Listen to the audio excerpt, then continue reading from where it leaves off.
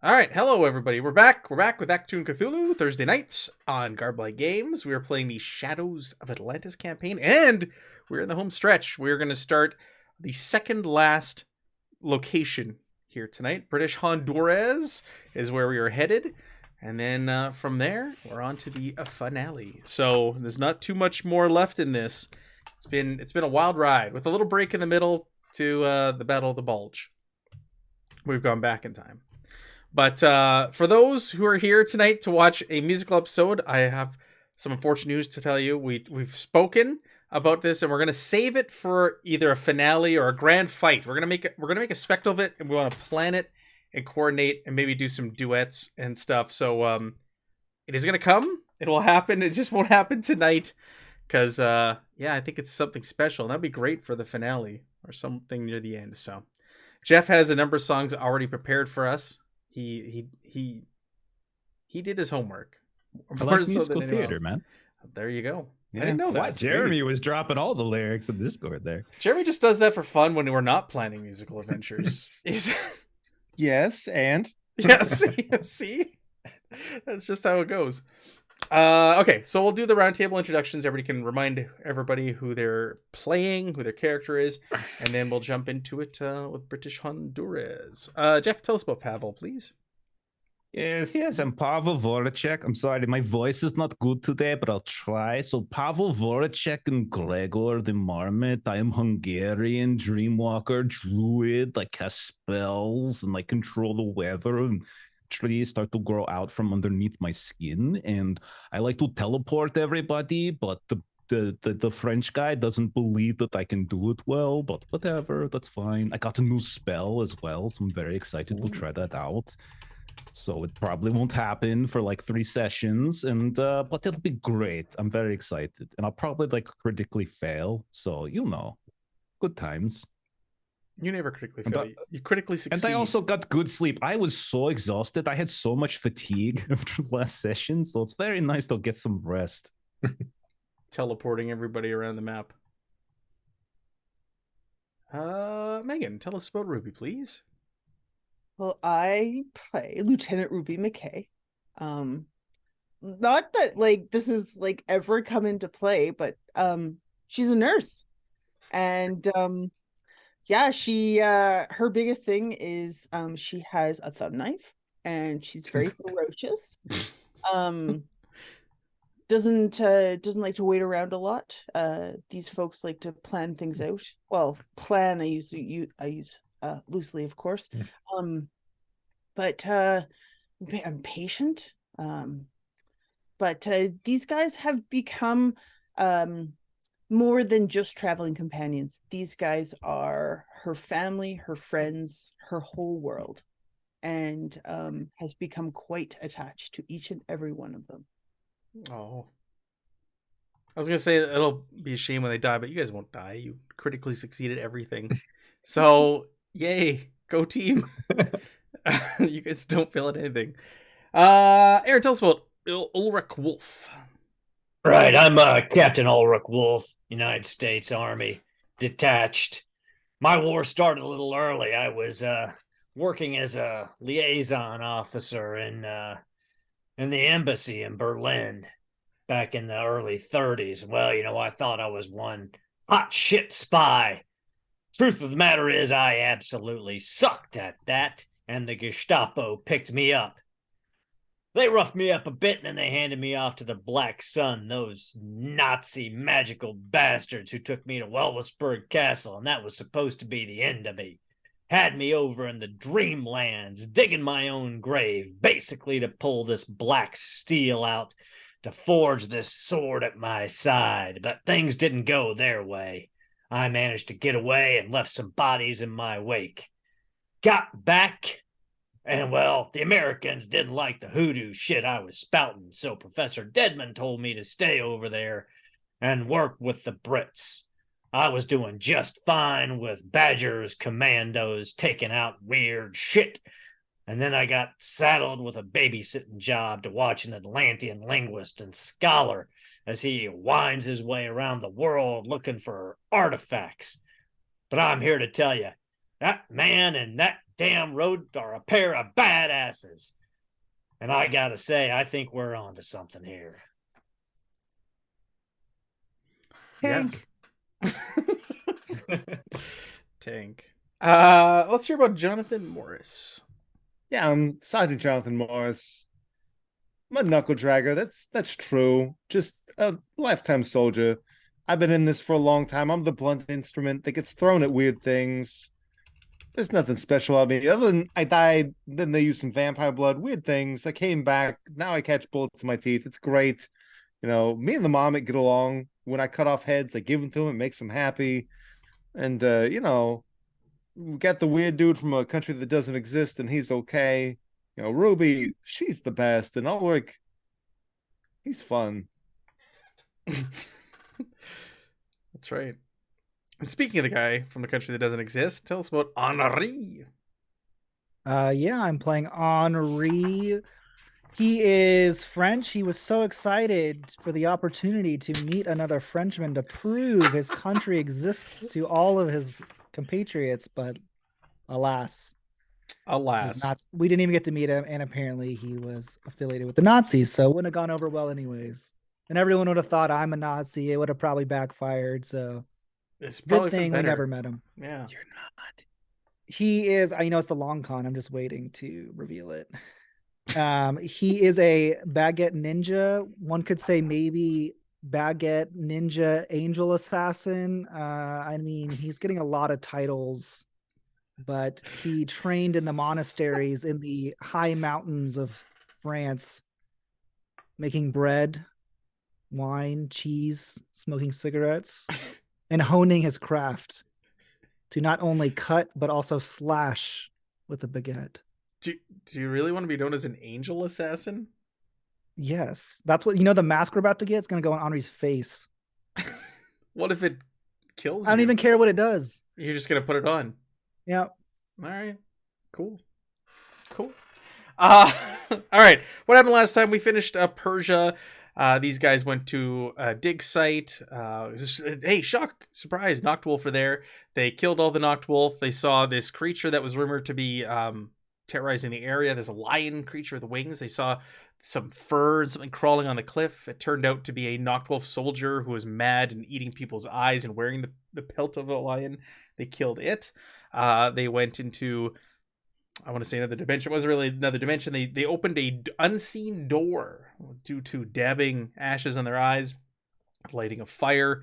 They passed through the door, and it took them to the base of this cliff that they're at, that the Noctwolf were trying to drill into. They went down there. There was an ancient Atlantean architectural style city that was built, and within it was the actual creature, the lion, the winged lion that was summoned to protect the Paladian item that they were there to get. They found it was actually blind, so Henri just jumped on its back and cut off both its wings, and they just murdered it instantly. But when it died, its essence, its energy, shot out into the world to come back to haunt them another day. But they did go in there. They did retrieve the artifact they were sent to get, the Cup of Yima, which is like a remote viewing device. And Ruby grabbed it, and she saw good old Moose Jaw when she held it. She saw home. They got out of there. They got smuggled out of Persia, and that was the end of it. Now they have taken a plane back to England, and from England they have flown to British Honduras. We're going to the other side of the world. We're going to the New World for this one. We haven't left that side of the planet at all. So now we're going to South America, which is pretty exciting. But the war has not made its way here. Just another artifact, another Paladin is over here. They've been informed by Strang. They've been sent here. They've been sent here under the cover of working for the U.S. Navy. That is their cover. They are to make contact. Well, we'll get into it. They've already made contact. There was an archaeological party that has gone missing, and it is of some importance to what's our thing called? M. Here, let me out here. Mystic? No. What's our organization called? that we work for. Section M. Is it of importance to Section M? So you've been sent here. We'll get into it. This one's a little janky to throw it into. But let us start. So, it is apparently a quiet, late night. The darkness is lit only by a bonfire whose smoke is thick and heady, almost as if it's been laced with some sort of narcotic herb. Events. You'd be enjoying that. Events seem to be moving far more slowly than they should be. And the noises of the surrounding forest and the crackling of flames seem strangely muted.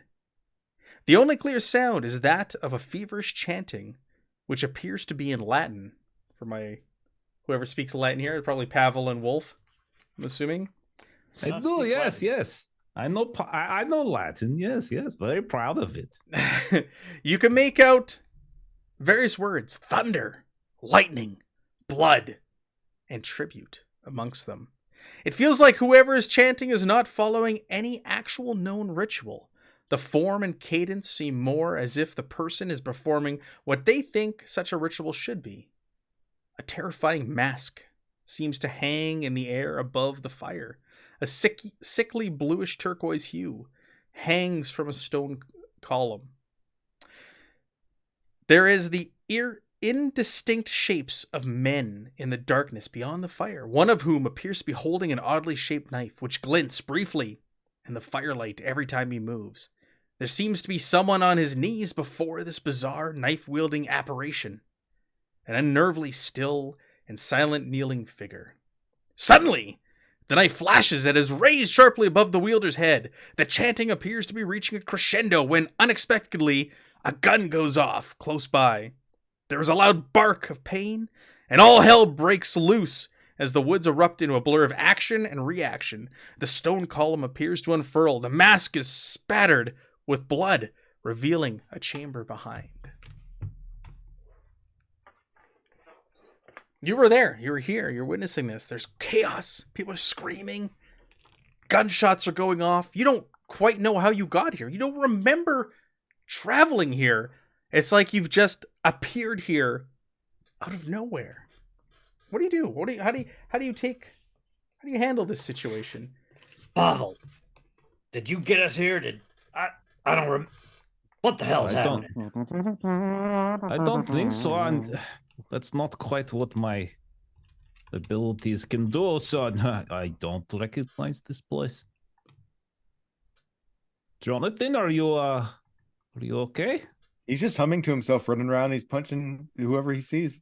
Sure. So there are. This is normal. I've established long ago. I don't ask questions. You don't see the people firing the guns. You can see muzzle flashes and flares going off. You can hear yelling and screaming in various languages. You hear some in Spanish. There's some English. There's some French, whatever that sounds like. Oh, yes. Whatever that is. Henri gets really excited. And people are fleeing. There are men running at you who are from the direction of this ceremony. And Morris is just punching them as they come by. They don't like seem a chamber to. That's appeared? They don't seem to know that you were there. So there's this sacrifice ceremony was happening. There's a stone pillar and this mask above it, and it seems like this chamber has appeared at the base of that stone. This stone pillar is opened up once blood splatter was splattered upon the mask, spewed. Is that Hey, the look, mask maybe we're they were supposed to be asking. getting? Sorry. Oh, I was just going to ask Pavel, is that the mask we're supposed to be getting here? Can Pavel make such a thing out, Matt? Is there anything he might be able to observe? We'll say confirm? from the Book of the Machine. So there was no diagrams in the Book of the Machine, right? And it didn't tell you how things worked, and there was no descriptions. But we'll say with Ehrlichman's notes, this does seem like it may be what you're looking for. Is it like an actual mask, or is it just like a spectral appearance of one? It is an actual mask. Okay. And we can reach out and like You'll have to grab it? make 'Cause your way to the stone pillar because you're in the distance watching this. You just saw like Okay. silhouettes of figures dancing nearby, and you're kind of you just snap to. You don't know where you were before this. All of a Okay. sudden, you were here together out of nowhere. That is it. That is it. We should go. We should get it now. While we have a Naruto chance. run. Henri stealthing towards the mask. Sergeant Morris, Pavel make a hole. Pavel will just doing it. teleport the rest of everybody. Frog over top of Henri. Sure. Right onto Henri. Just over top of right in front of him, so he slams right into it. Sometimes it's hard to be a Frenchman. Sacre I'm just kidding. I'm not gonna. I'm just gonna. I'll follow Jonathan. Sure. So Jonathan He's starts making running. all. He's got a shield out. He's probably just hitting guys as they're running at him. They don't seem to be like focused on you at all. The men who are running are fleeing, and they're not like stopping. They're not trying to fight you whatsoever.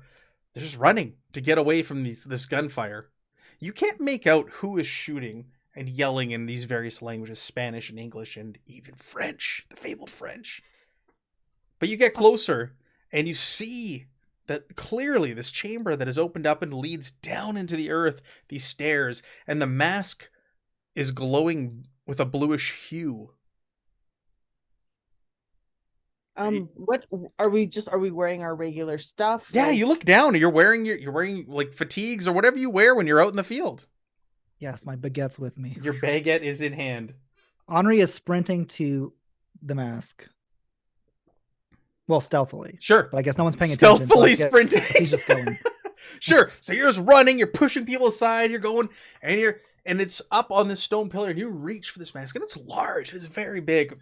And as you reach for it and you touch the mask, suddenly there's a flash, and all of you find yourselves not in the dark forest, but rather in a very nicely furnished drawing room in a large house, surrounded by people in evening dress.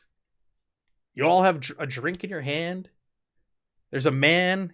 Looks like he's probably in his 50s. He's stocky, balding, chestnut brown hair, a streak of gray. He's trying to get your attention, speaking with a German accent, calling out to you repeatedly. He's saying all of your names. He knows your names.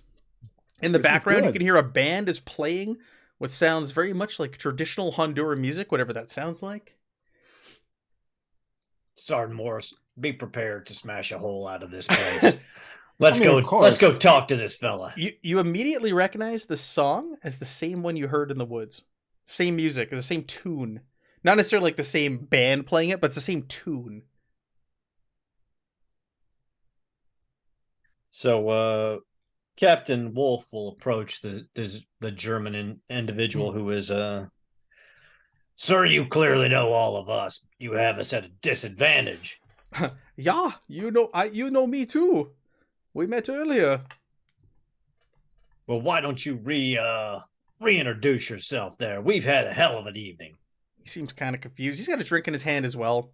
You guys, it's all kind of like clicking, like you are all part of some sort of like lucid daydream, and you're pulled away from this. He goes, "Yeah, Julian Lowell," and he holds out his hand. A pleasure to make your acquaintance again.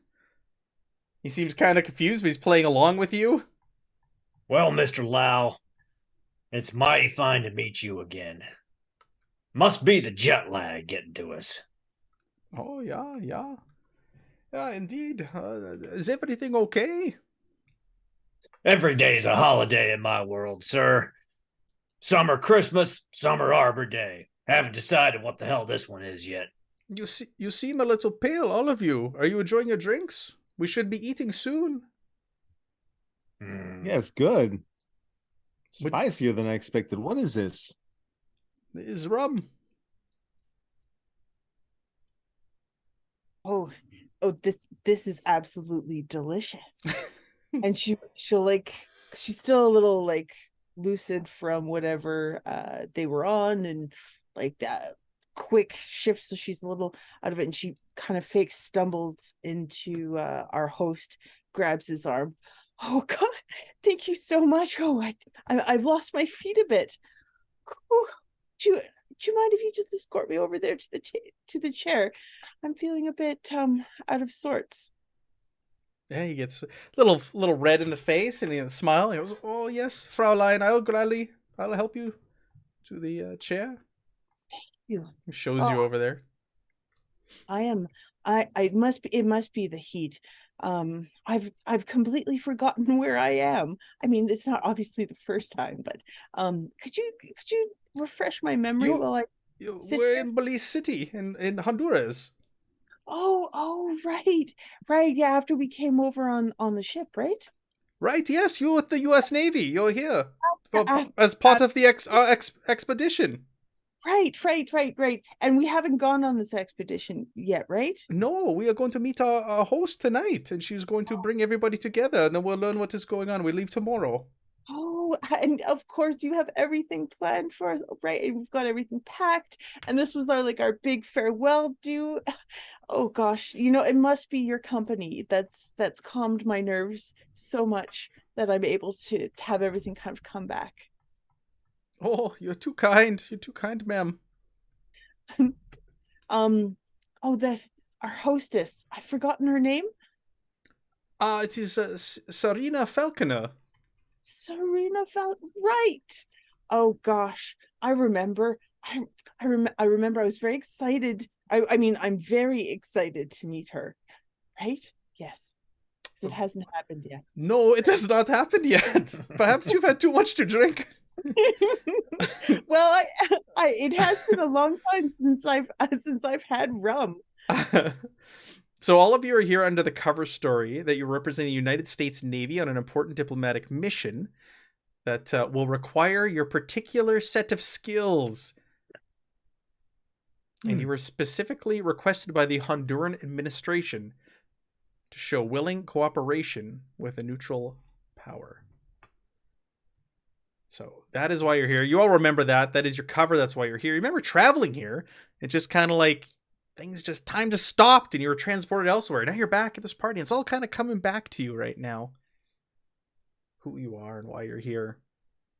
Can Henri, as she's flirting with this man, kind of look around, kind of observe him too, see if we find any Nazi paraphernalia around? Or oh yeah, sure. He's just wearing a Knockwolf armband on his arm. I mean, everyone else has been, so big Nazi eagle flags everywhere. Maybe there's something everywhere. Like a book that has I don't know. Yeah, Mein Kampf is on the bookshelf. It's no, you can look around. It's fine. He has a Luger, the pistol. Who knows? Doesn't mean you're a Nazi if you have a Luger, does it? Maybe. Yeah.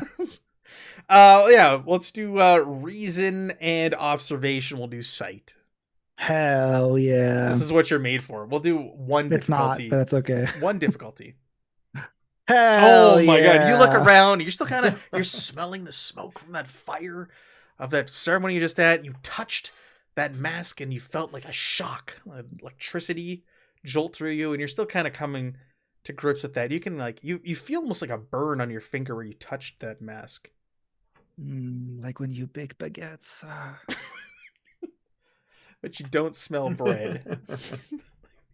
He pulls out a baguette and sniffs it. There's blood and guts all over it. Yeah. Gross. Got a weird idea.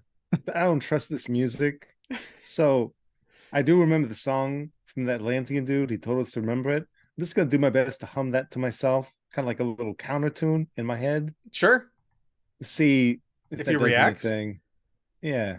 All right. Yeah, you can do the same thing. You can do an insight observation. A one difficulty we'll say here is you're humming that tune. Oh, good. Insight observation. That's what I'm really good at. Damn. The two of you. Just one success is all you need. It's okay. I can do this. I believe in you. Yeah. Maybe we can get some momentum going here.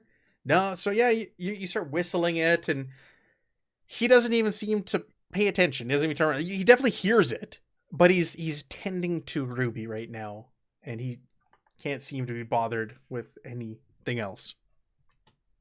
But you don't see a flash of recognition or anything. You passed the test. You don't see an eyebrow raise or him slightly turn and look around. Nothing. Nothing from him at all. It's not even just him. I'm kind of okay. Scanning the room as well. Yeah.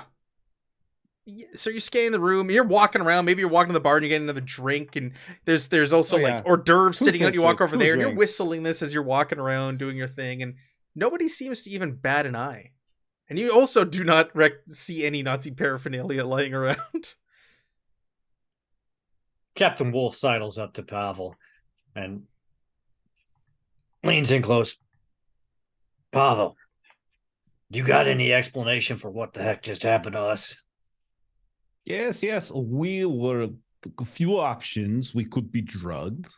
We could have entered into a trance state in which our conscious minds separated from our physical bodies and wandered off to another place.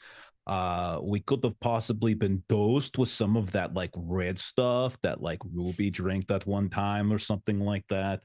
Would be my guess. Something along those lines. I don't know for sure, of course, but that is just, theory crafting. So then, more than likely, we have an enemy on site here who has attempted to play with our brains. Yes. I just generally assume that everything we do at this point, there is probably an enemy nearby who wants to do us harm. Like maybe really close might be the one Ruby is talking to, or it could be someone else. He's German, so he's got to be bad. I mean, The French guy was No. bad. 3 out of 4 chance, right? That's a good point there, Pavel. Good point. Can Pavel try to mingle a little bit? Just see if he can just get a sense. Can you Just roll once. observation, reason, just to? I just want to talk to folks. Sure. I'm And I just want to chat. That's yes. all. And Jeremy did pass his roll, so he didn't miss anything. I'll just throw that out there now because Evan is like, I'll roll again, but he did. You did. Oh, no. He did pass his. I don't want to observe. I just want to talk to people. Sure. And just try to get a sense of who these people Sure. are. Yeah, Like, you make 'cause your we're way at around a the party. Like, who are these people? Yeah. That kind of thing. You make your way around the room, and these are like these. Like from the talk, and you kind of introduce yourself, and you talk about like, what do you do, and they get into what they do, and things like that. Pavel Voracek, how you doing? Hello.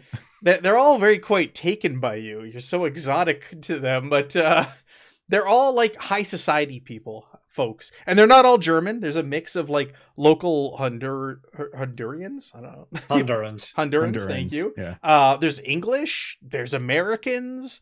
There's other Germans. There's people from all around the world here. They're all like well-to-do high society types or like business owners, businessmen, businesswomen. They're all people with money that are here. And this is a gorgeous house that you're in right now. You're not at like an establishment or something like that. You're in someone's house currently. So I just want to try to go on a charm offensive and just be like, oh, what a beautiful place we have here and such wonderful company. Like, what brings you to Honduras? What brings you to this wonderful place? Other than the beauty, of course, out of curiosity. For the people you speak here, we'll just do like a general milling about. They all live here for the most part. They haven't made the trip here. The people that you're speaking to. They're local society. I mean this engagement. What brings you here? It goes, oh, it's Mr. Lowell. He invited us. He always puts on the best parties. Oh, what excuse is Mr. Lau giving for this party? Is it someone's birthday? Is anyone's what?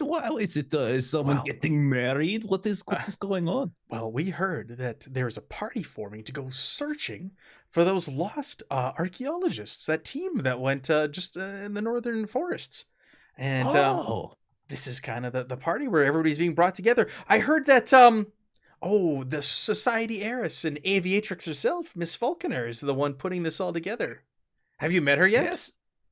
Oh, not as of yet, but I'm sure we will have a chat sometime this evening. What a very curious thing to throw a grand party for. Missing archaeologists. How very curious. You don't really need much of an excuse these days, I suppose.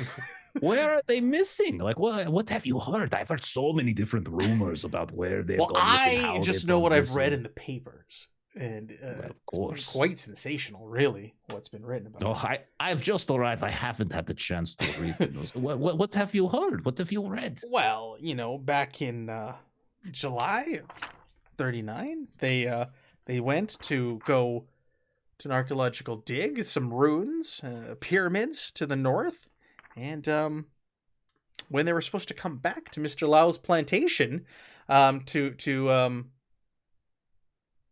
take transport back here to Belize City to get on a steamer, they never showed up. Nobody ever came back. So there's been some concern. That's all I've heard in the papers. It's quite, they're keeping quite under wraps. It's kind of the talk of town, and everybody wants to know more. We're all here. We want to know more. What's going on?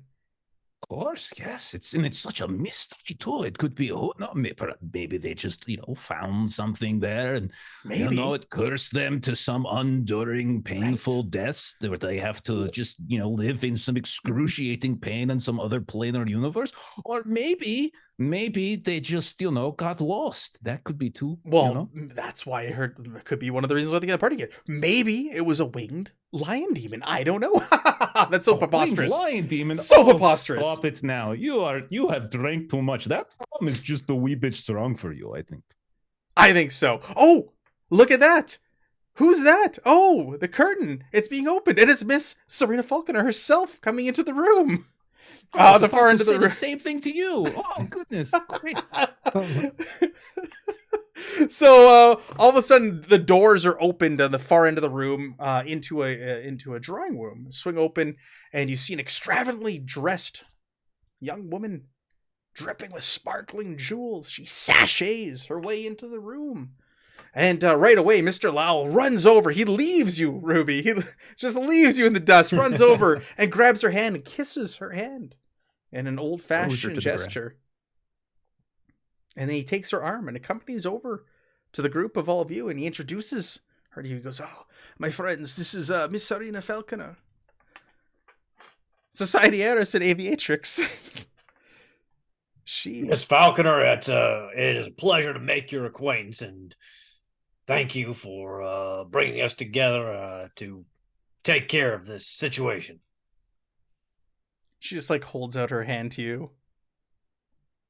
He grabs it in a firm shake, gives it one good shake, and let's go. She kind of looks at you a little aghast. You could tell she comes from money, kind of person who probably got what they wanted their whole lives. She kind of looks at you, looks down her nose at you. She goes, "Yes, you are the ones that the Navy sent, I take it?" That is correct, ma'am. We are sent from the United States Navy to provide our support in this particular endeavor. Well, we're about to eat dinner and meet the rest of our party, so please join me in Mr. Lowell's drawing room, where we will have a lavish meal, and you can meet the rest of the folks that are going to be heading out with us tomorrow. Well, that sounds excellent, ma'am. Sergeant Morris, move out and draw fire. Let's get us a good plate on that table. Done and done. I've already got a drink in each hand. So you guys are brought into this big, lavish drawing room, very fancy. There's a big table. There's 3 other people in this room already, and the other guests aren't part of this. The doors close behind you when you're brought in, and it's like a private party. Mr. Lowell comes in with you as well, Julian Lowell. And as you enter, there's 3 men sitting at the table, and they all stand. And Miss Falconer introduces them. She goes, "These men are going to accompany us. First is Mr. Frank Ambrose, an antiquarian scholar, and he will be joining us for the journey to catalog and look after anything we may find along the way." And he introduces himself. He also speaks with a German accent as he greets you. It's got to be more Noctwolf. I mean, statistically speaking, at least one of these 2 German-speaking men. Just feel has to underneath be his around. suit coat. There's going to be an armband. Just feel it. So he's a man about his mid to late 50s. He dresses like you would expect an academic type to dress. He's got like a tweed suit jacket. He's got a vest on underneath. He's wearing a collared shirt and a tie. He's got very sharp eyes. He kind of seems to be looking all of you over, almost like he's appraising each of you. I start smoking a cigarette. That's okay. It's like 1940. It's normal. Nobody bats an eye at you.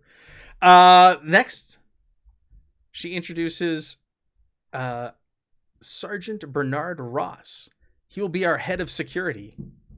He's a former French Foreign Legion soldier, and he comes to us quite highly recommended from the British Armed Forces, who he's currently aligned with these days. Your eyes light up in French Foreign Legion. I will say in French to him, "Be very careful. These people do not believe France is real." He looks at you and replies with a thick Scottish accent. I don't know what you're saying, laddie.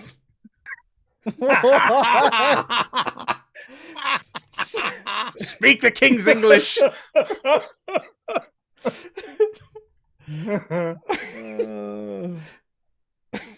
Poor Henri. Your one ally.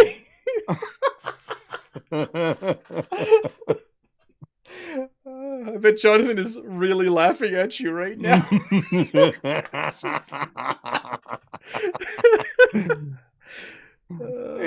He's For fuck's sake, speak the king's English, man. They don't exist. Yes, so he's a chiseled man. He's an older gentleman. He's probably in his late 60s, early 70s, but he's got the build and the look that of a soldier. He doesn't say much. He just kind of scans the room. He looks at you through these slits for eyes that he has. And, you know, despite the book and the adventure saying that there are 3 men, one of them is actually a woman. And she's introduced as Elizabeth Soames. She's a field archaeologist who will be accompanying you. And she comes over and she's really kind of cocky in her, like, the way she moves, the way she goes over and she looks you all up and down. She looks at you, Henri. She looks up and down. And she's like, what was that trash you were speaking? She's American accent. He just eats a baguette and doesn't say anything to her. Don't worry, Miss Soames. He likes to speak in a made-up language. We let him have his way because he's very good at what he does. And what does he do? Makes bread and kills Nazis. So why is he coming with us on this expedition? Because he bakes bread like nobody else. We were not going to have an oven out in the forest. And we're over in South America. There's no Nazis over here yet. It's not the end of the war. Hey. Hey! You worry about your expertise, and he'll worry about his. U.S. Navy seemed to think he was the right man for the job, even though he comes from an imaginary country, so we're going to accept that for what it is. I'm just going to take my extra drink, press it into his hand, and say, just trust us, he's the right kind of crazy to get things done. Into her hand or into Oh, her hand, yes. Even though it described them being 3 men, there's not 3 men, there's 2 men and a woman. In addition to Miss Falconer. Miss Falconer. I know it's disturbing, but he's the right kind of crazy. He'll get the job done. He's just going to like curse her in French and just say all these bad things. But he's like looking like normal. He's just going to just start saying all of these horrible things about her. Yeah, and Bertrand Ross is just annoyed with you because you keep speaking this made-up language near him. Despises you. All right, so your host says, please, everybody sit. The food starts coming in as you're kind of speaking and milling about, and she tells you, take your seats, and I'll fill you all in on why we're here, what we're doing, and what the plan is. So I'm sure you're all aware of the small expedition that left Belize City in 1939. Not too long ago, they set out to carry out research on the ruins of Yunay, just north of, I'm going to butcher this, Xunatunich. Xunatunich. Xunatunich. Nailed it. Thank you, Jeremy. Jeremy's getting an extra fortune. Their party consisted of an anthropologist, an archaeologist, a botanist, and a surveyor. The team recruited a small number of local guides and headed off in search of the forgotten ruins and undiscovered flora. Hence the botanist. On the way, they visited Mr. Lowell's plantation. She points over at Julian Lowell and he just kind of nods his head. Before traveling deep into the hills of the Kao district to Yunay. Nothing more was heard of the group for around, a month or so. No one met the party. No word traveled back of them talking to locals or people coming back to town or the city and saying they encountered them.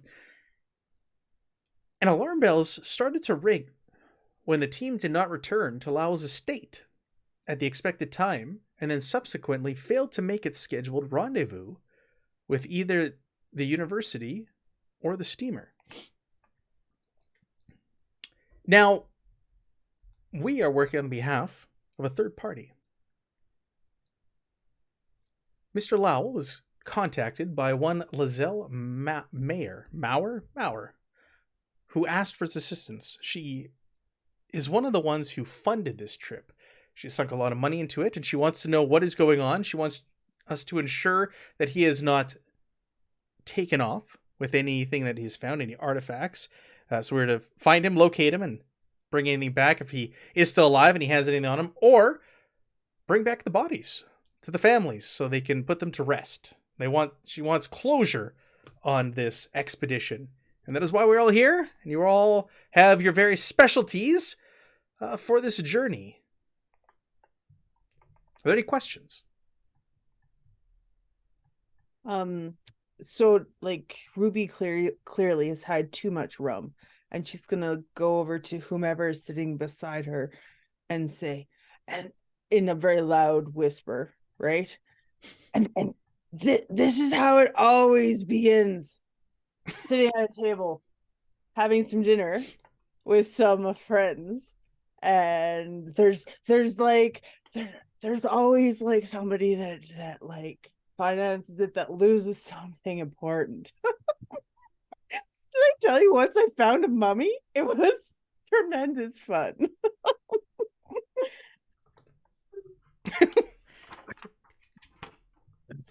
The table is all looking at Ruby. I'm getting her more rum. Elizabeth Soames goes, I like her. Get me a drink as well. Right? Of course. She's awesome. I'm getting the clue that you're awesome too. I love this place. I like Henri you will too. Ask, so how do we get to these ruins, or Well, their plan? we will leave here tomorrow. We'll drive to Mr. Lau's plantation, his timber plantation, and from there we'll set out on horseback to these ruins. And why do we need these 3 rich people? Who? Which rich people? Well, the ones we just met. They all have Ambrose. They all have an expertise that they're bringing to the table for our expedition. It just seems dangerous Head of to bring security. civilians. We have a field explorer, and we have an antiquarian for anything we may find along the way. Why are you all here? The Navy pushed you on us. Hey, I don't know. I'm not American. we Human were studies. we weren't pushed on anyone. We are dig site experts. We are. This It's true. this We really are guy- experts at dig sites. we are. I'm sorry, it's not really funny without context, and we're not allowed to give that context.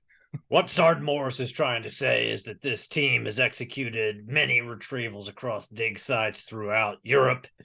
We were requested by the U.S. Navy to provide assistance as a show of camaraderie and esprit de corps with our Honduran neighbors. Exactly what he said. Because you're cool, and we want to make sure that this goes cool for you. Okay.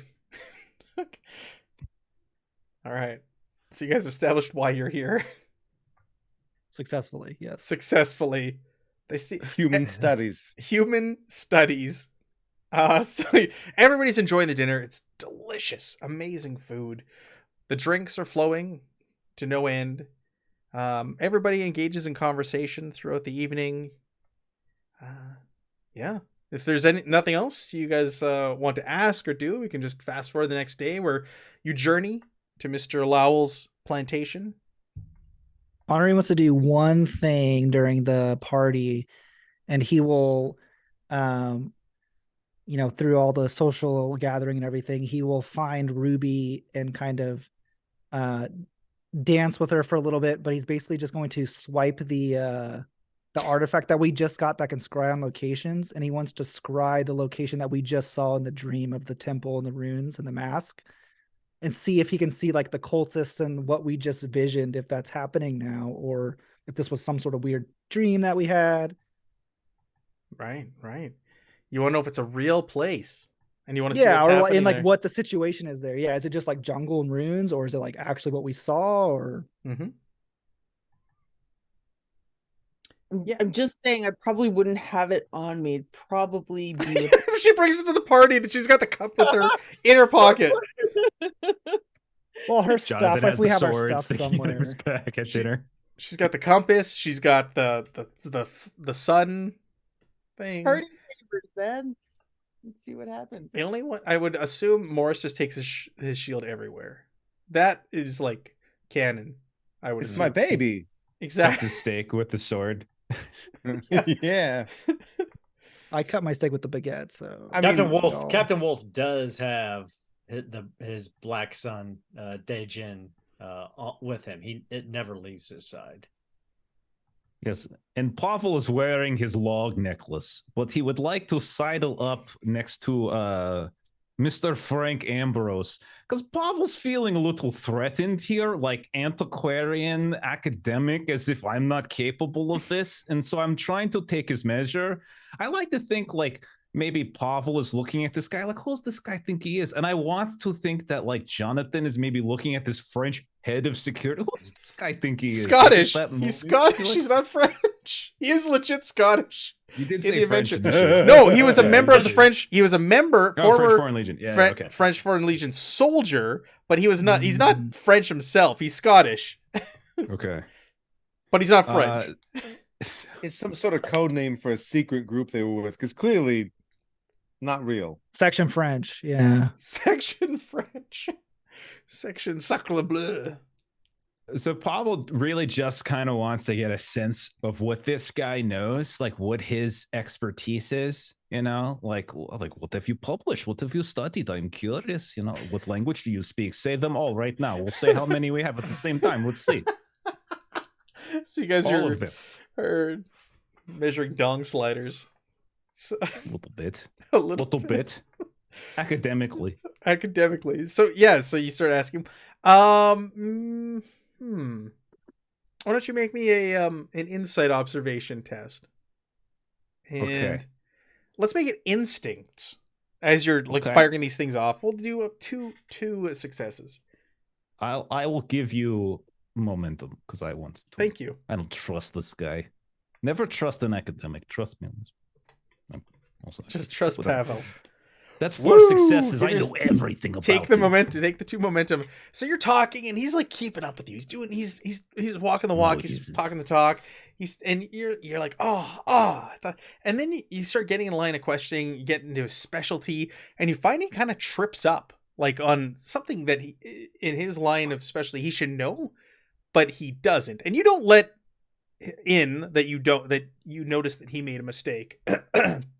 But he seems to have gone off on a whole different tangent, and the things that he's spewing are so wrong and so off base. And he just kind of keeps going with it because he's looking at you, and you seem to be like, yeah, and into it. So he just kind of keeps going. Okay. So I'll let it go for a while, you know, and I'll shake his hand. It is good to have another person of intellect, you know. I've been, and he'll lean in really It closely. is good to have another. He'll say it brain. loud enough so that everyone else can hear. Like, yeah, I have been with people who, Yeah. you know, they are very tough and strong, but they don't read much. It's very strange. So it's good. It's good to meet with. Yeah. Yes. You and I will be fast friends, I am sure. Yes, we will spend all time together. We will talk books and we will talk knowledge. It will be wonderful. It will be like picnic, but there'll probably be dead archaeologists at the end of this. You're saying all this, and with your like critical success, you can see like sweat, and he's like he's like visibly like agitated. He's trying to hold it together. Well, enjoy the rum, and I will pat him on the shoulder and sidle away. Yes, you too, friend. And he like quickly turns around. He goes back to his meal, and he's trying not to make eye contact with any of you now. Mm-hmm. And I will try to like lock eyes with Captain Wolf at some point, and just like Just make a little subtle gesture, in a way, saying that this guy's shady. Like this guy right here. Sitting right Super next to subtle, you. yeah, right. So subtle. Captain Wolf gives as This- subtlest of nods as he can. All right, can Henri scry, or can he not do that?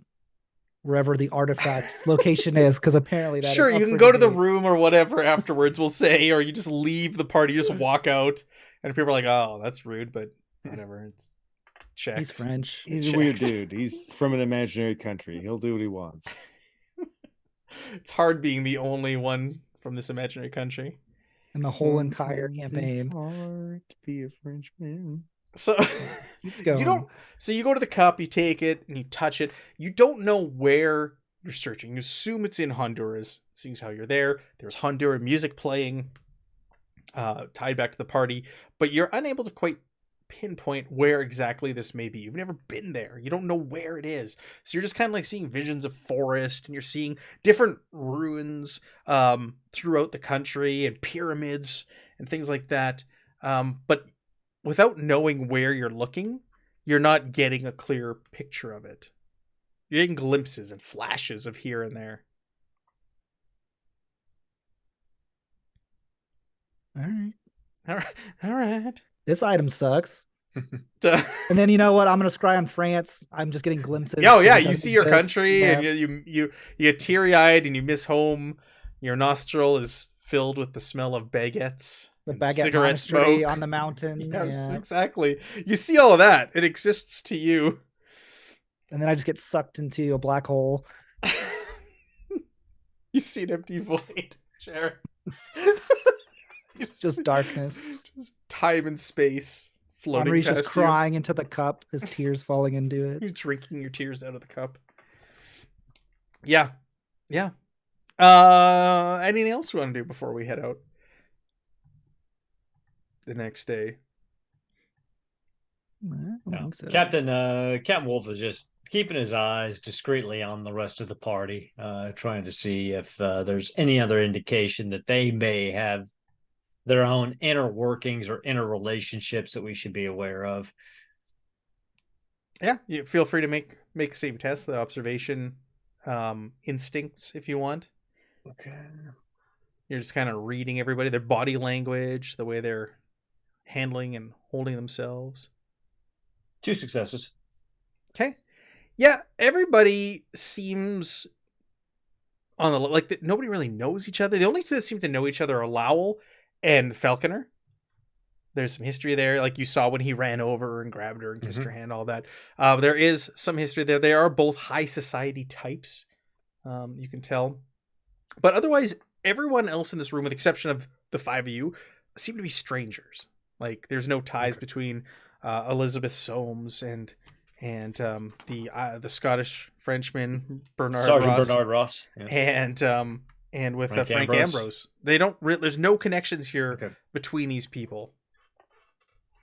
Henri will stalk the sketchy guy throughout the night to see what he ends up doing and if he does anything sketchy. Well, you don't know he's sketchy. Only Wolf does. And you left to go drink a cup. He said it really loud or something, that this guy was being weird. But he said it's a wolf. I made eye contact with Wolf. And It was we just did a Wolf. thing. Henri sees everything. He's everywhere all at once. He eats carrots. He has dark vision. Captain Wolf will retire after dinner. All right. Henri's the first to excuse himself. After that is Mr. Frank Ambrose. And then we'll say, I'm gonna do my best to be the last man standing. I'm gonna bring as many drinks as Ruby and Miss Soames want me to bring. oh, she's having a great time. She's like listening to all your like escapades and your adventures. She's hanging off every word. She's like fast friends with the two of you, and she's telling you about everything that she's done. She's a field explorer, so she tells you about treasure hunts. She's a treasure hunter for hire, she calls herself, and the various dig sites. She's the only person you've ever met that has been to as many, if not more, dig sites than you in your time. That's awesome. Crazy. Like we like I almost felt like we should have kept like a little bit of dirt from every site just to kind of remember it all, have it fresh. Especially Rome. Oh, Rome was awesome. Rome was great. Oh my gosh. You remember like the guys with the heads? They only had the one arm. Oh man. Right? Oh, It's crazy. it was. You had to be there. You did. Now we should take her. They're We probably- should. I've Oh never- my god. I've been to many places, but I've never been to Rome. If it's on There's a your dime, thing- I'll gladly go. You know what? I would pay for the ticket. You'll love it. We should. And we could go down. I don't remember. We blew up the tunnel. You blew up a Yeah. tunnel? What? She mean, she like allegedly. leans in. Tell me more. Allegedly, we totally blew up a tunnel. What sort of a tunnel? Where? In Rome? I even know this crazy shit under that city. A dig site, duh, lady. Please don't mention the hospital. You killed everyone and blew it up. Did you blow it up or burn it down? You burned We down the burned house? it down. Burned it down. But we did kill everybody before we burned it down. So we were a little bit humane. Henri wasn't there. He's innocent. Innocent? No war crimes committed by him That we know of. that you know of. Because if you don't belong to an actual country, can you really be part of a war or war crimes? True. You sneaky bastard.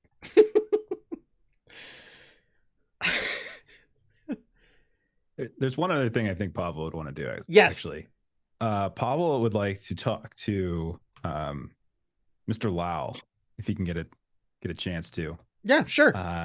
And he would like to try because you said it's a plantation. Like what kind of plantation? Like what does it do? Yeah, he gets into it. He's like, "Oh, my family's timber plantation. My father worked there, and he eventually became owner, inherited it, and it is now mine. And that is why we have such lavish things, such as this house and fancy cars and dress. My father worked very hard." I see. Do you work hard as well? I just He kind of chuckles. He looks a little embarrassed. "No, I just enjoy my family's money. I do. I run the business. That is how I work." Well, I'm sure that is a very hard thing to do. You probably work very proud of the business you have managed to run, especially in these difficult times. In the world, there are many things going on, and you are providing for you and yours. It's very good, very good. Yeah. It's we are so far away from the events going on over in Europe, but we get news of it. It's very disheartening. I was good. I keep forgetting. Like whenever you talk German, I always lose Pavel's voice. Like Pavel Voracek. Yes. I was wondering. They said that the last place they talked to you was the plantation. Like what? Yes, can you on tell my me about these plantation. archaeologists? Yes. I don't know much. We don't get very many visitors up there, but it was quite well publicized in the papers that what they were going there for. There are a lot of archaeologists, lots of digs, and people coming to Honduras for such things. And I was quite fascinated by the searching for new strains of flowers. They were searching for new strains of flowers. Yeah, undiscovered flora. Oh, how interesting. But I thought they were going to Pyramid or something. Well, like that this. was part of it as well. They're going to the ruins. There are ruins near my plantation. You can feel free to check them out before we leave as well. Oh, we very much enjoy going to ruins, but sometimes it gets violent there. But no, that's not a good word. So tell me about these flowers. You said did they find new flowers, or is it just like a theory they had? I do not know. They did not return.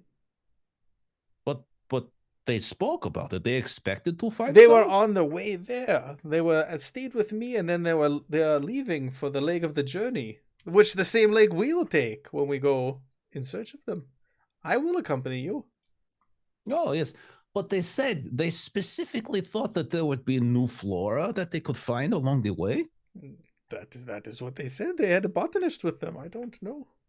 Oh, that's very fascinating. I very much like flowers are very delightful. My friend Ru. Okay, maybe now's not the time to talk to Ruby, but she very much likes flowers as well. Oh, Is she a oh, botanist? jeez. Sure.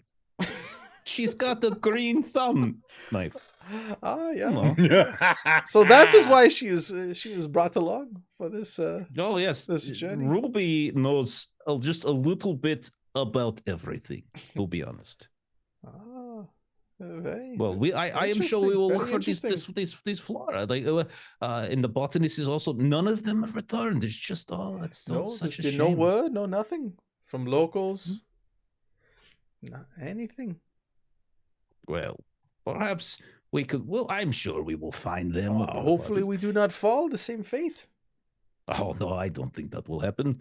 No. We are heroes of this story. We will be fine. I mean, you possibly could have problem, but the rest of us, we have suffered far worse fates, and got out of it without issue. The U.S. Navy thinks very highly of themselves.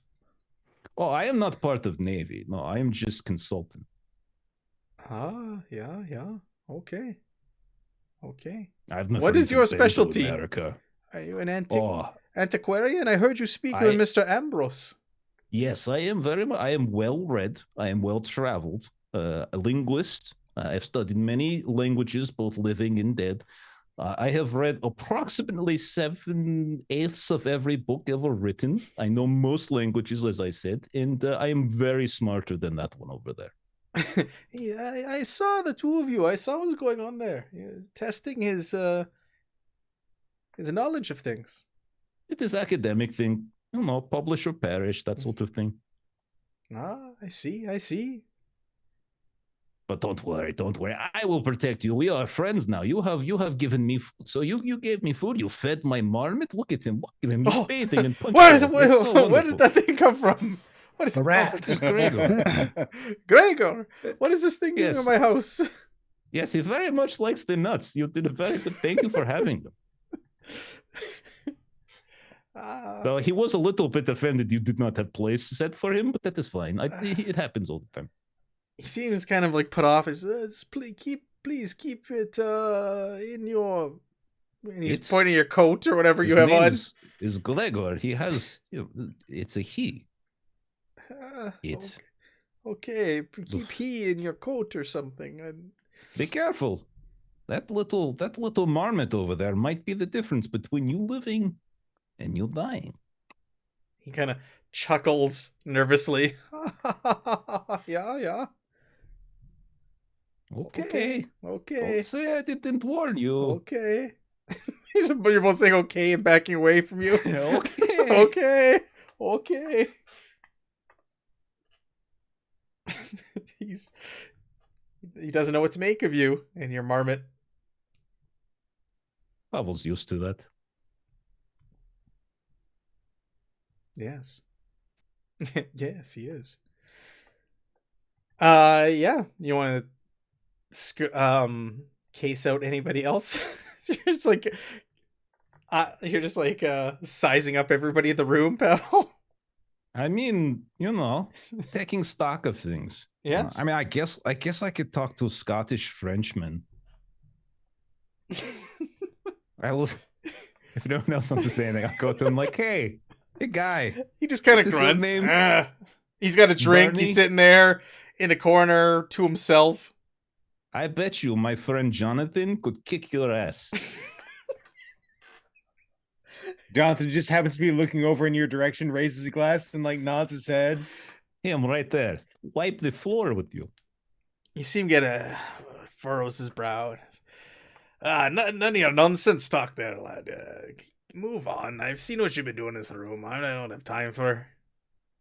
I'm just trying to get your measure. Is all. That's all.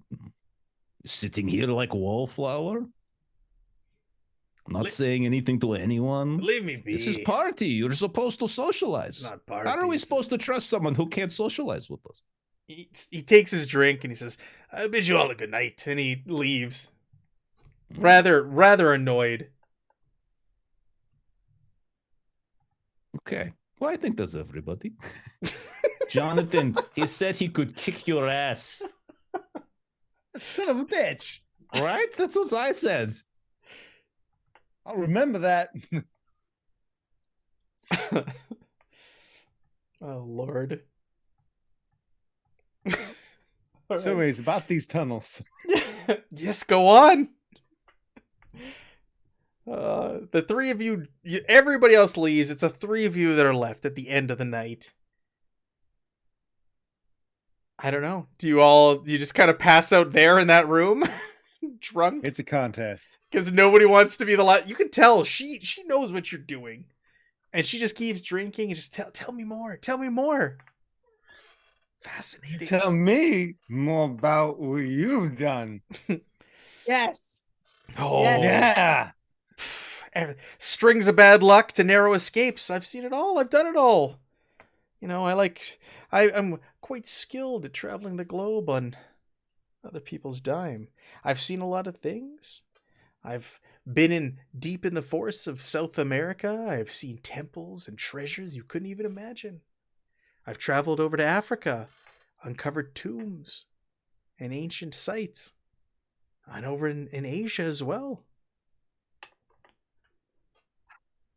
That's awesome. I don't even understand what half the stuff means. We just like this. Other people are a lot smarter than me. I just go in there and get things. Ruby's real smart. She Right. she leans in. You're all drunk. You're all giggling. She goes, "We work for the same people." And she like winks, like over exaggerating because she's really drunk. And she like makes an M with her fingers. Just ends up being a W. Yeah, it's a W, but you're all upside down and the room's spinning, so you're just like, oh.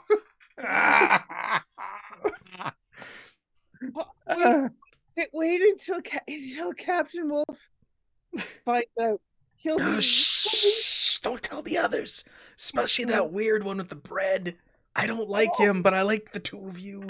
Oh, Henri, he's amazing. You should, like this last time. Oh my gosh, he had this big. Well, Morris, you were there. You tell him the story about like the lion with the wings and like if there was like ruins. It was great. He stabbed it through the wings. It was great. A lion with wings? Yeah, That's almost it's as crazy. preposterous as his accent.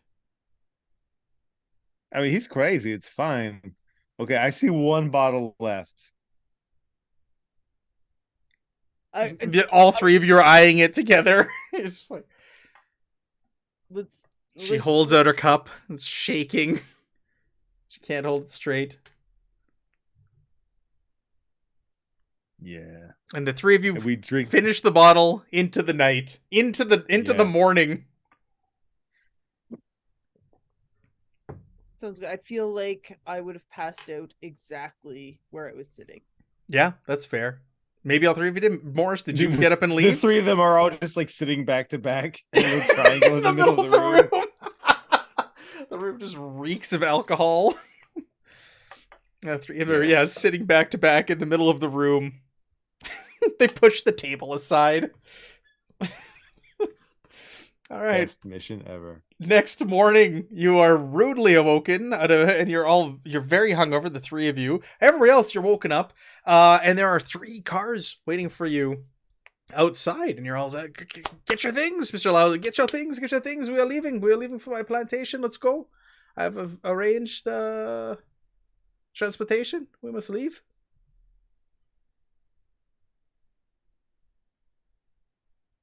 You muted, Aaron.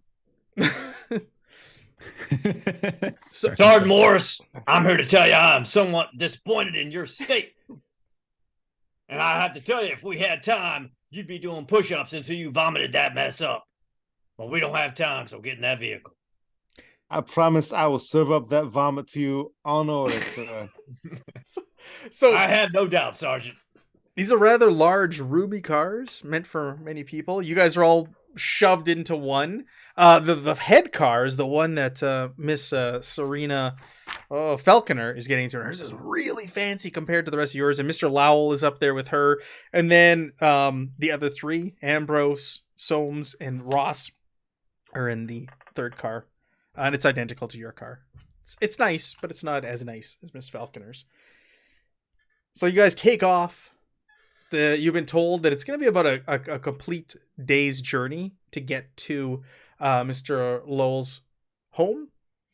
And you guys are off. But you guys are making your way down the bumpy dirt pack roads. It's killer on your head, Ruby and Morris. You're trying to hold it together. It is not a relaxing ride at all. And about twilight, you guys are still traveling when all of a sudden the cars, all three of them, just stop and just start coasting. And the headlights also just turn off. And they all come to a coast dead in the road, all at the same time. All three in a row. And you see the doors open, and the drivers who are driving the cars, they're getting out, and they're lifting the hoods, and they're trying to figure out what's going on. There's not a lot of light here, and they're doing their best. They're holding a lighter under the hood, which isn't a great idea, but they're trying to get some light to see what exactly is going on, and why all three of these cars all died at the same time. And like everything, like I said, the headlights and everything just kind of, engines all went out all together in unison. Captain Wolf will jump out of the car and get himself in a defensible position. He's like, "This is not normal. No. Head on a swivel, everybody." And he pulls All up. right. He's got his carbine out and ready. Mm-hmm. Mm-hmm. Whew. Sergeant Morris, do You not said it's vomit down becoming my back. nighttime. It's Let's- twilight. Dusk, So if you will. Dusk. I will not. Henri will use his dark vision, go looking out into the forest. Yeah. Yeah, you start scanning the forest. You can make me an inside observation if you want. Seeing. If anybody And wants he to, they- will whisper to Ruby to pull out the compass and see if anything is weird.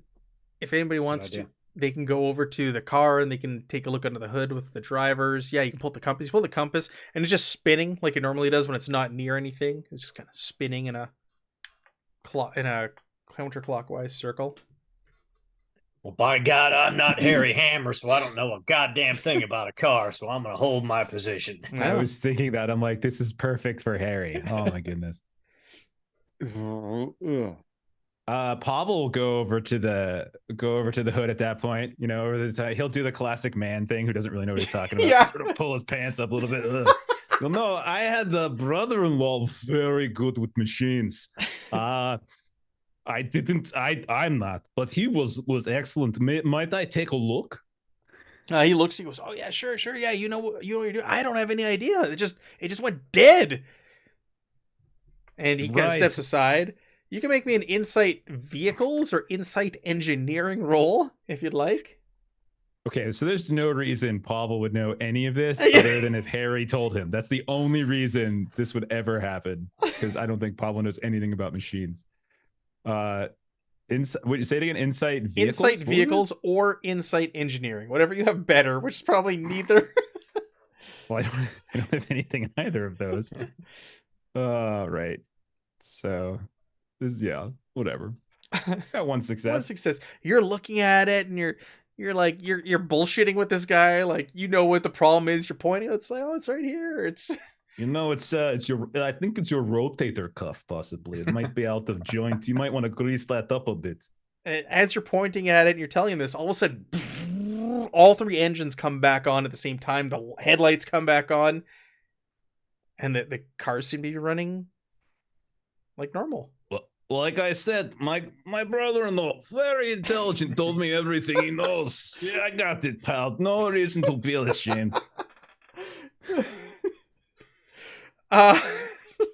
Yes. Everybody go ahead and who's there, with the exception of Pavel. Pavel, you're rolling, you're helping with the car. Everybody else who's kind of fanned out and in the woods and everything in the surrounding the road. Just make me no, we'll make this one insight observation. And no specific thank you. Focus. Oh my God. I'll take two some, in a row. I'll take some of that. Get them out now. With your one success, you guys are there, and you're gathering your things. The cars start back up, and you think this is a strange occurrence. It's weird, but I'll say, Wolf, you notice. Give you guys, you only one success. You didn't gain any momentum, but you notice that like you're looking at the sun. It's going down, but it's higher in the sky, than what you swear it was like a few moments ago. And you look at your wristwatch, and like it's an hour earlier than what you swear it was a few moments ago. Pavel, we have Yes, a problem. Captain Wolf. Yes. Okay, so I think I got this fixed. Let me go see what's going on with. Yes, Captain. Sorry, I had to help them with the engines. It's Perfectly all fixed all now. right. Everything is good. Yeah. Mighty fine job there, Pavel. Thank you. Thank you. When the cars conked out, it was dusk. We have just gone back in time 1 hour. Right. Yes. Yes. We could have gone back in time. That certainly could be it. We could have also gone forward in time too. You know, when you deal with like, extrasensory creatures and things and, different shifts in time. Yeah, we could have gone back in time, could have gone forward in time. Yeah, our whole perception could have been completely honestly, it really could be anything right now. Pavel, you have got to focus up. What does this mean for us? Right. I don't know. Like, I feel like maybe, I got nothing. Sorry. This is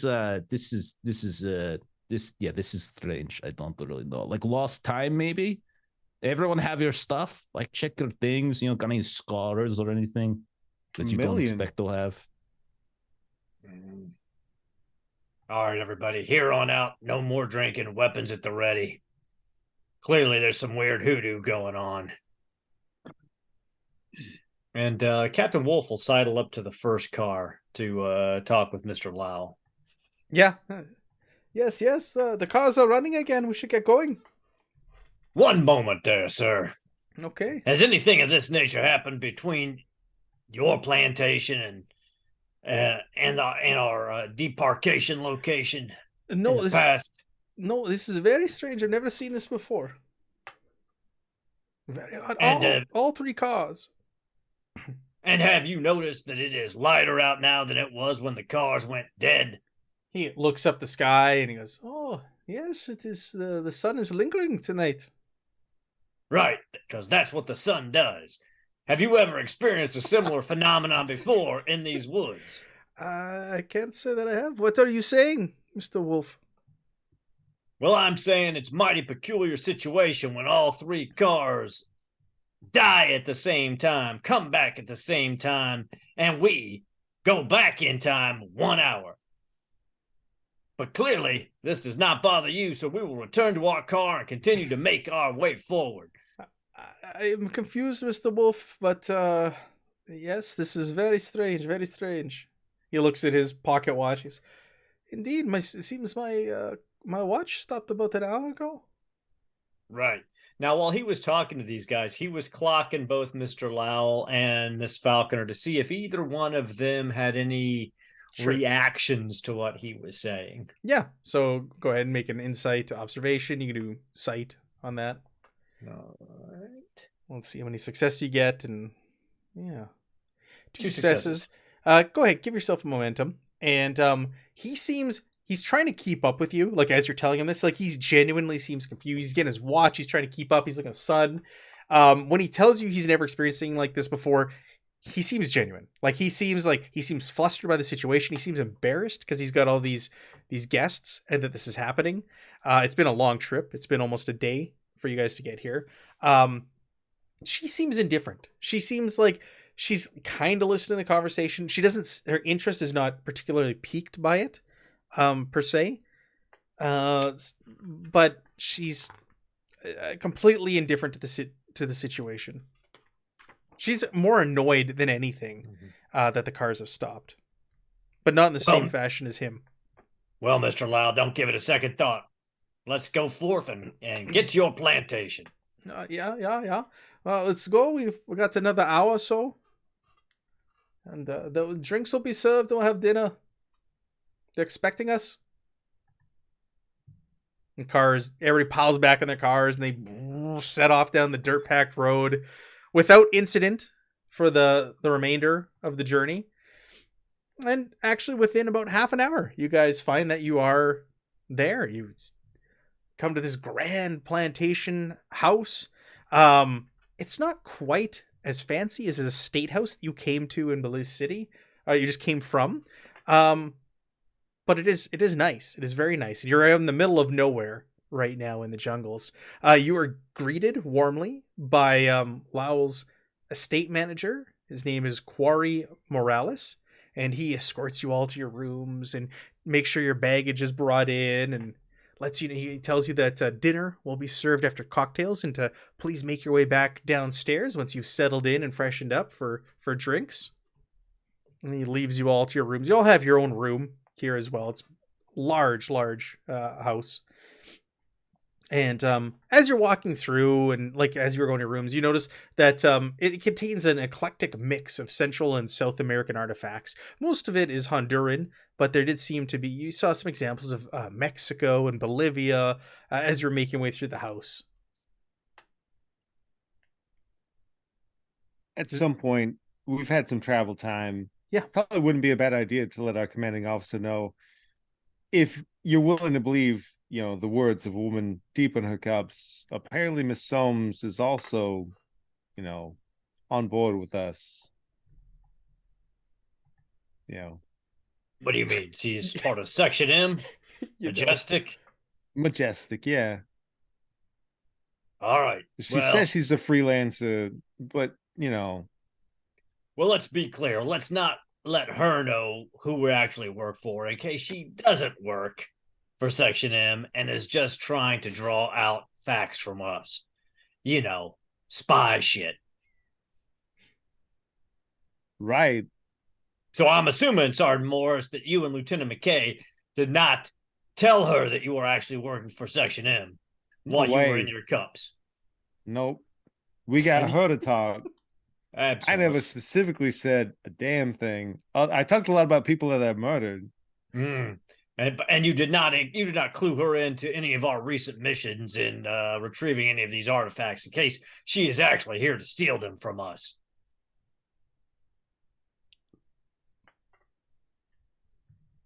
I mean, we did talk about being in Rome.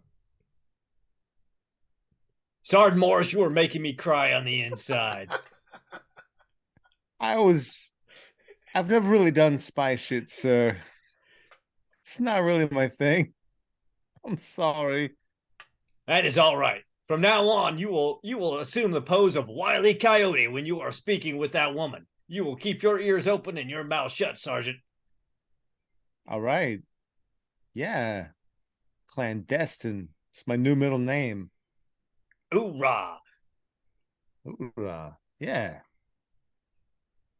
So, I'm a spy now.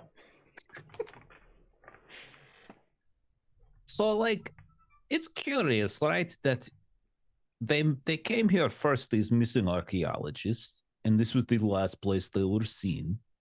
And that's it. No one saw them anywhere else. And then we come here. Now we have this weird thing with time, which is kind of strange.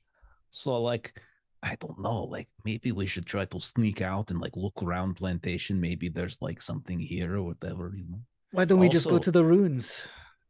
Oh, yes, that's right. There are ruins here. Yes. Fucking Good idea. I can't think of a single time a stealth operation has failed us. There will probably be Nazis there too, so we should probably take weapons. Mm-hmm.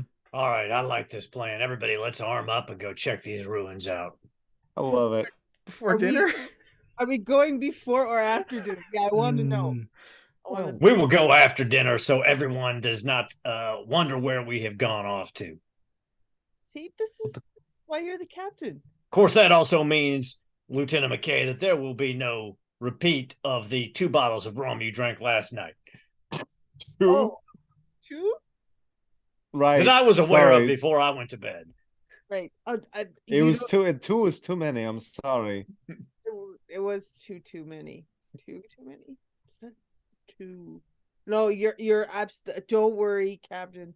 I am not going to repeat last evening's misgivings. I am not feeling too well, and I don't want to repeat myself. At least not tonight.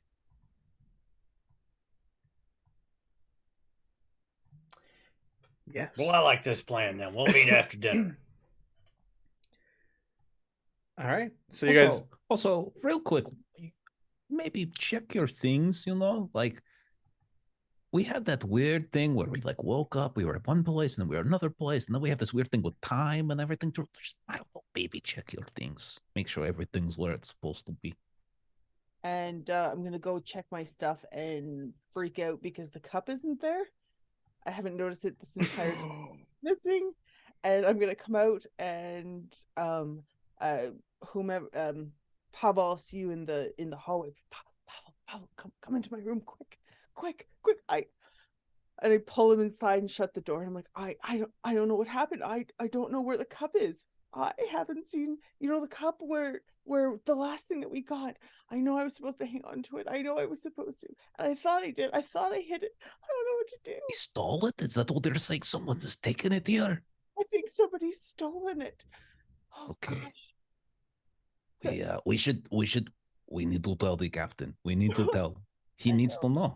It's gonna be Okay, and then we'll tell Jonathan, and he'll kill everyone here, and we'll go through their things, and we'll get it back. It'll be fine. Don't worry about it. We found it once. We'll find it again. fair. Oh, Pavel, and she gives him a kiss on the cheek. Thank you so much. You're welcome.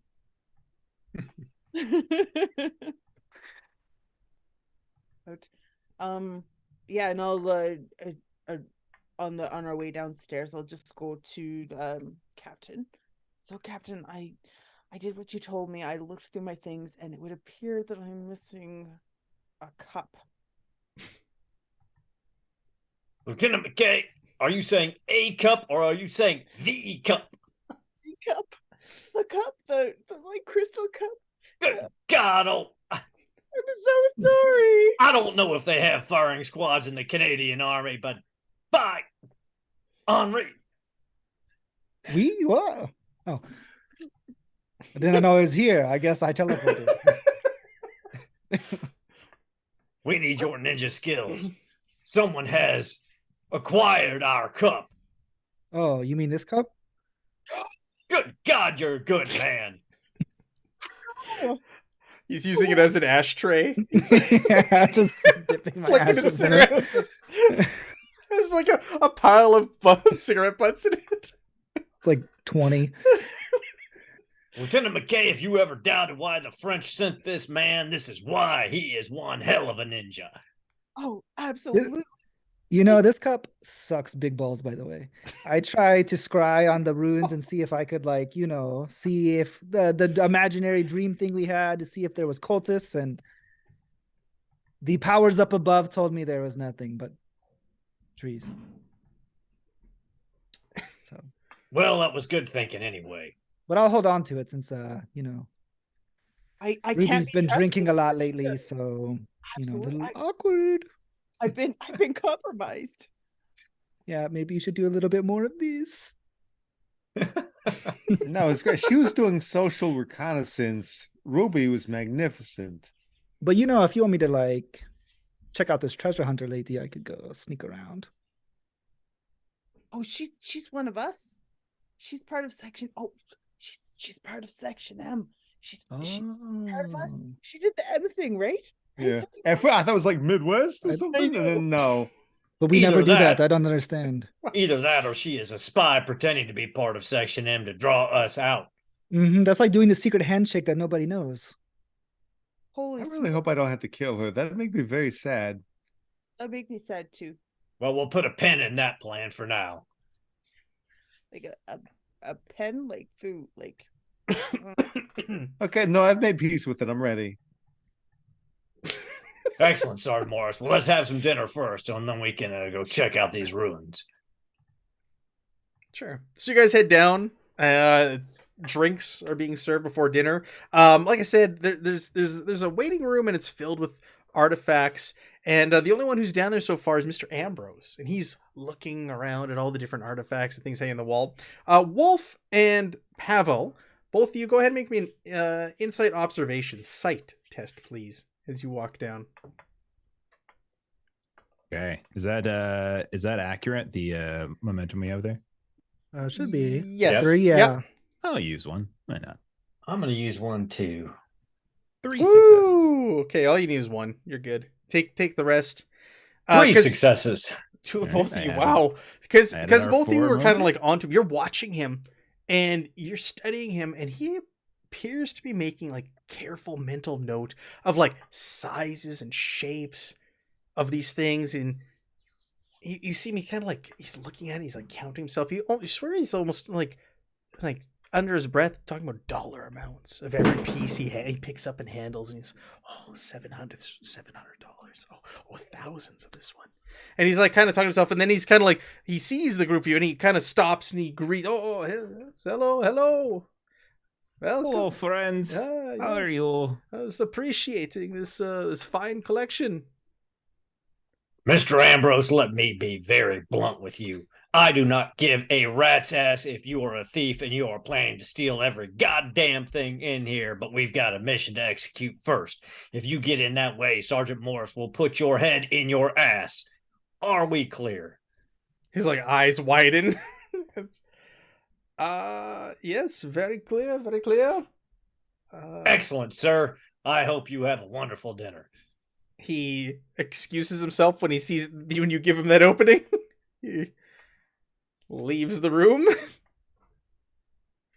You know, where do you think they found these people? You know, like he's crooked, looking to steal stuff. The other one seems terrible at this job of head of security. I mean, we were assaulted by some sort of thing on road, and he didn't do anything about it. Knew nothing about engines. So, like, I don't know. I wonder. He's also a fake Frenchman. I mean, this is really fucked up. That is, we I are mean, aren't all clearly going to be Frenchmen on our fake? own I mean, here. come on. What? Well, if you multiply two negatives, you get the positive. So if he's a fake Frenchman, does that mean he is real? This is why I don't ask questions, Pavel. Come on. Ruby, pull out the compass for kicks and giggles. Right. Pull it out. So you pull it out, and it's still spinning like it was on the road. You know, just double checking. Yeah. Well, as you're double checking, there's one item in this room that catches all of your attention. It's that of a golden mask. Approximately 18 inches across, 12 inches high, resembles a bearded man with wing-like tortoise blue eyes and heavily ornate ear decorations. It's the image itself is a little unsettling, but you guys realize it's very similar. It's not the same mask; it's different materials it's made of, but that dream, that lucid dream that you all experienced at the party the night before. I'm gonna go over to it and pull out my thumb knife. Yes. Just shank the shit out of it. Just Slip my finger and I'm gonna like squirt blood on it. Okay. What happened in that? You know what I'm talking about? Yes. ow! Stop! Ow! My thumb knife. It's not like I'm like slicing my hand open and like gushing blood on it. It's just a little bit of blood. Pavel, make me an insight. Academia, we'll say. Okay. Not. This would fall under Cultism? art or history, Okay. not occultism. Finance. Fine. Is there a I'll use a momentum. You break out an abacus. You start. 2 successes. Yeah. So it now dawns on you.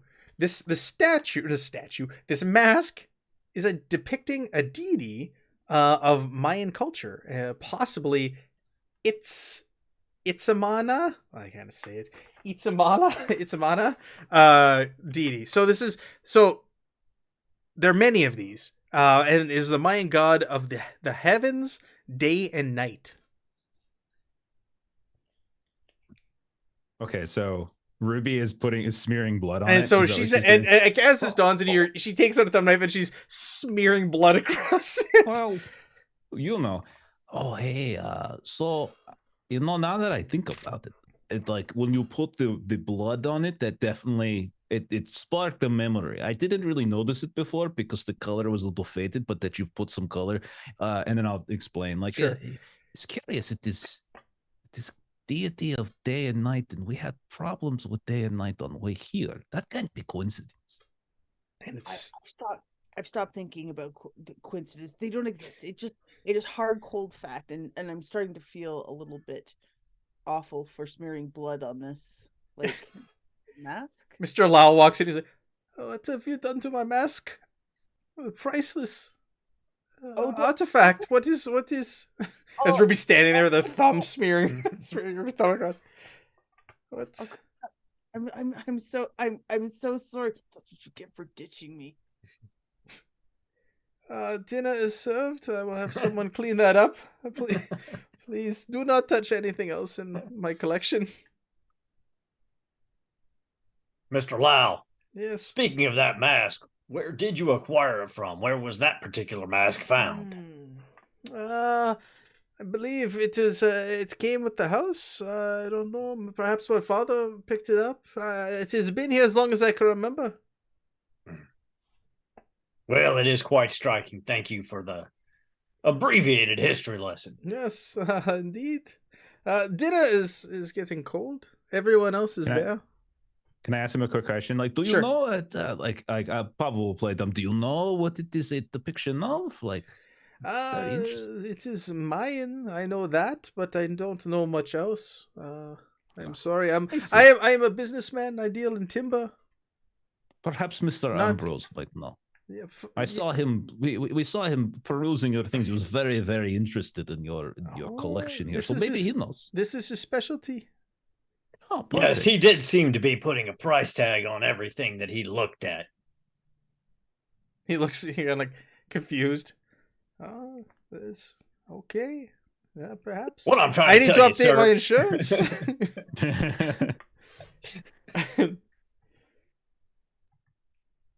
Are you saying he's casing the joint? That is exactly what I am saying, sir. I am fairly certain that he is casing your joint. He is a strange man. We'll keep an eye on him. Thank you. I appreciate you bringing it to my attention. Not a problem, Mr. Lau. I appreciate your hospitality. Please, let's eat. Let's eat. Miss Falconer will outline the options for tomorrow and what we will be doing. He shows you in. Again, it's not as grand as where you guys were, but large table, every seat there, all waiting for you. All the familiar faces, the rogues gallery are in here. You guys take your seat, and Miss Falconer just kind of briefly goes over like the plans for tomorrow. We have a couple of options. There are some ruins nearby. If you feel there is a need or necessity to go there, or if there's anything you believe tied to the expedition, it is said that they did go there before setting out. You're free to go there in the morning after breakfast. It's about a half day's travel. You'll probably need some horses to get there. And then when you're back, we can leave for the ruins themselves, and that'll be a full day's travel from here. But I'll leave it up to you tomorrow. We can decide over breakfast what we want to do. If we just want to head straight out, or if you want to check out the local ruins as well. That sounds like a mighty fine plan. Mm-hmm. Yeah.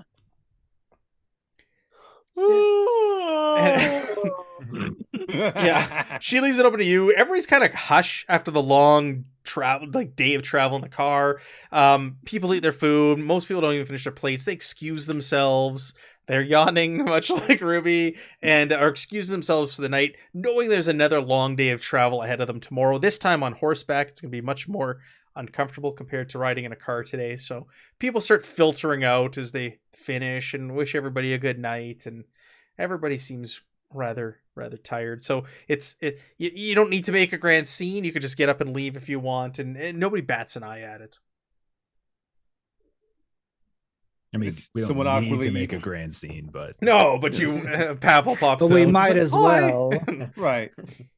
I'm just going to be eating everybody's leftovers because if you're just going to throw it away, this is good food. It is great food. Oh yeah. Captain Wolf cleaned his plate. He's an old soldier. He knows you eat when you have the opportunity. Mm-hmm. Yes. All right, you guys eat up. Is there anything else you want to do this evening other than sneak out in the middle of the night and go to the ruins? Nobody else at the party or anything like that? that'll No? about do it, I think. Okay. Yeah. All right. So everybody excuse themselves. The folks who work here, they're straightening up and cleaning up, and Yeah, so you've been told it's about a half day's journey. She would have told you where it is from here. Like if you could have inquired, and she would have told you, east of here and things like that. You could have gathered general details during dinner. Like when you say half day, are you saying like it's a 6-hour ride out there, or when you get details, it's more like a 3 or 4 hour ride. What? okay? So round trip. I'm sorry, round trip. So about an hour and a half each, each way. Round trip. That's fine. Because if you go tomorrow morning, you'll go after breakfast, she said, and you'll be back by like lunch, and then you can leave for the other ruins. But the other ruins are a full day's travel from there. Okay. So yeah, about an hour and a half each way. Okay. So are you guys stealing some horses and going? That's a borrowing. Hour and a half on yeah. horseback. Okay. Are you stealthing and getting some horses? Yeah, I will guide the Of party. course. You could just go get them. Okay. Well. Couldn't you? Or do you want to bring everybody with you? Like, go get the Oh, horses. like I mean. could just go get them myself. Yeah. Instead of Yeah, I like probably dragging could. everybody with you one at a time. All right, this is your horse, and this is your horse. You get this one. You get the pony. Yeah, just make me a stealth test, please. Sure, I'll spend a momentum. Momentum. Momentum. You don't want to get caught stealing horses in the middle of the night as a guest. All right, just get some momentum back.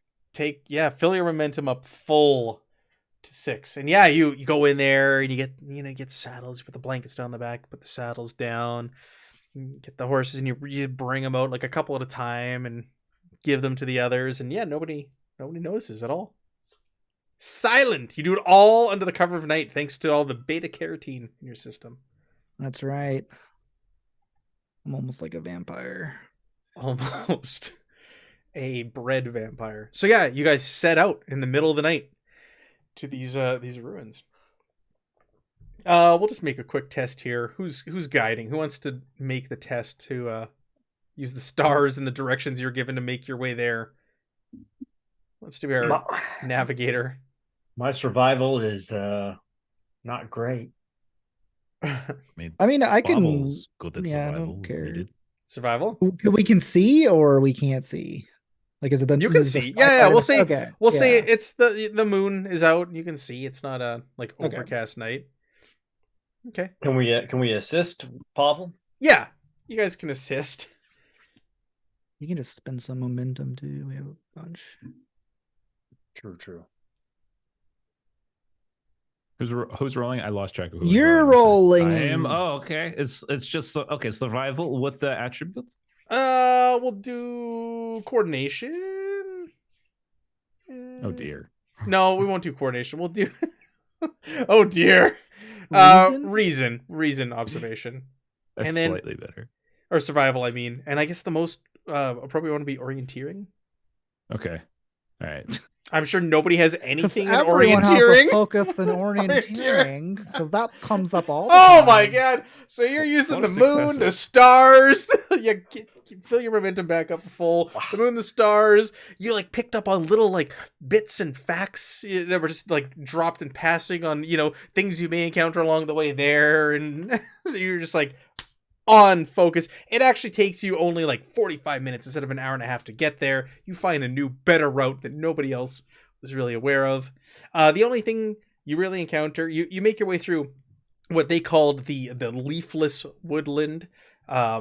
There's fog kind of like down low on the ground, and you encounter the odd grouping of goats bleating, foraging through the forest. And it was mentioned that they belong to local farmers. They're just like allowed to just kind of roam and feed and eat.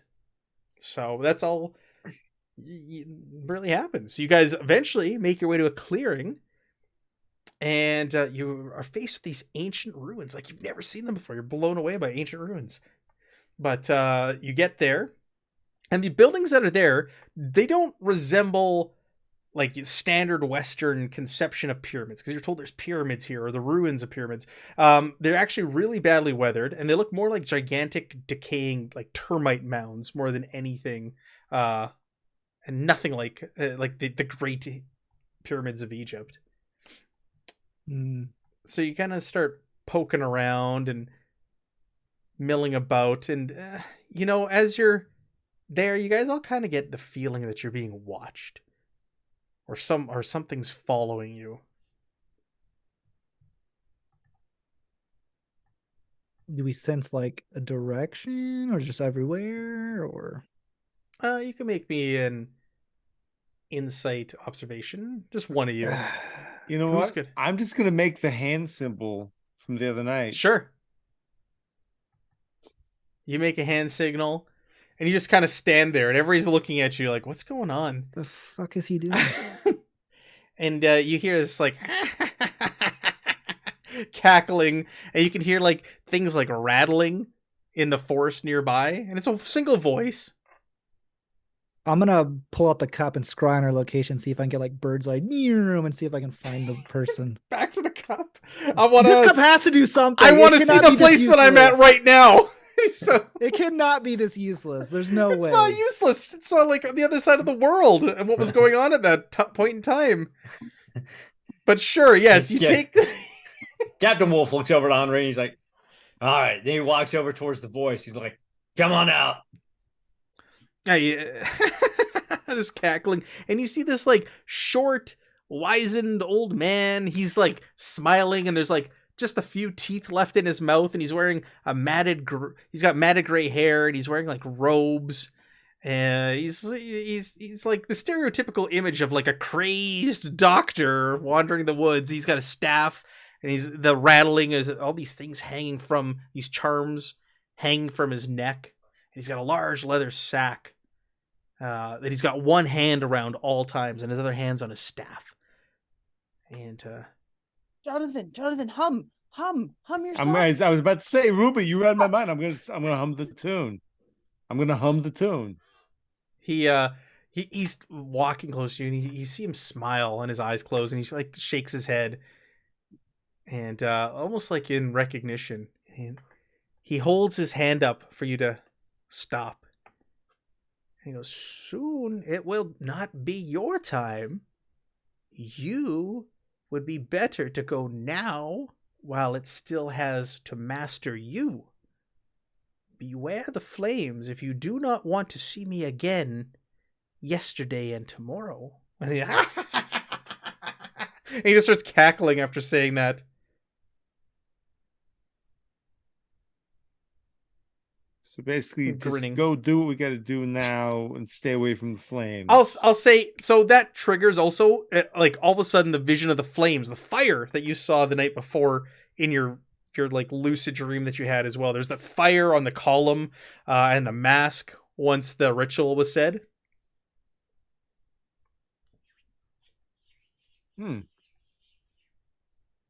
Is he just like staring at us after that? And now he's like looking at you, grinning. He's got like no teeth in his mouth, and he's just like staring at all of you. How's Leo?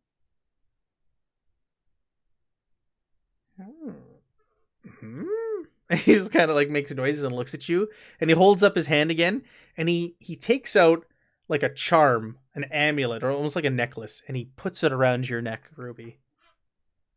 And he laughs again. And I look down at what does it look like? It is the amulet actually resembles that mask that you saw in the house. Oh wow! Awesome. This is It's so in cool. It's the Mayan god of heaven's day and night. And he gives it to you, and he laughs some more. And he looks at the rest of you, and he just turns around and starts like sauntering back towards the woods, laughing and cackling. What a lovely man. I mean, yeah. No, he shows up when we need him. Pavel, it's the Itzima guy. It's on the amulet. Oh yes, it is that. Yes, like the mask, and it's like no blood though, so it's hard to see in nighttime. Ruby could change That's that. So that was weird riddle, right? Well, I mean, yes, absolutely. It makes sense though, because like if you think about it, maybe we've already done this before. Obviously, we've already done this before because when we woke up, we saw the fire.